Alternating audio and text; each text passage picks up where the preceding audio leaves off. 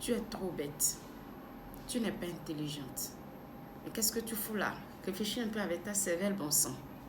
Ce sont là autant de propos que nous tenons envers nos enfants. Ici, je vais m'appesantir particulièrement sur les filles et les femmes. Mais est-ce qu'en réalité, nous mesurons la portée de ces propos-là sur les enfants, sur les filles, sur leur estime de soi, sur leur confiance en soi et sur leur capacité à prendre des initiatives? Nous oublions parfois que les enfants d'aujourd'hui sont les adultes de demain. Les filles d'aujourd'hui sont les femmes de demain. Et nous nous étonnons après parfois de rencontrer des filles et des femmes qui n'ont aucune confiance en elles, qui ont du mal à entreprendre, qui ont du mal à s'autonomiser, qui ont du mal à persévérer dans ce qu'elles font, qui ont du mal à s'affirmer tout simplement. Et nous oublions tous ces propos auxquels elles ont eu à faire face une fois dans leur vie. Les enfants n'oublient rien en réalité, surtout pas les choses qui leur font mal. Les filles grandissent avec ces propos-là. Elles se considèrent faibles. Elles pensent qu'elles ne peuvent pas oser.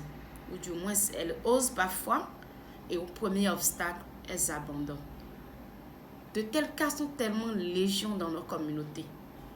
J'ai fait face à une sœur de 22 ans qui la dernière fois me disait « Grande sœur, franchement, je n'y arrive pas. Je ne pense pas que je puisse. De toute façon, je suis trop bête. » Et c'est là que je me suis rappelé qu'en réalité, on le lui a répété toute une vie. Vous imaginez que quelqu'un à qui on a répété ces propos-là pendant 20 ans, c'est pas en une séance ou en 2 séances qu'on va réussir à briser ces idées préconçues qu'elle a pris comme vérité absolue sur sa vie.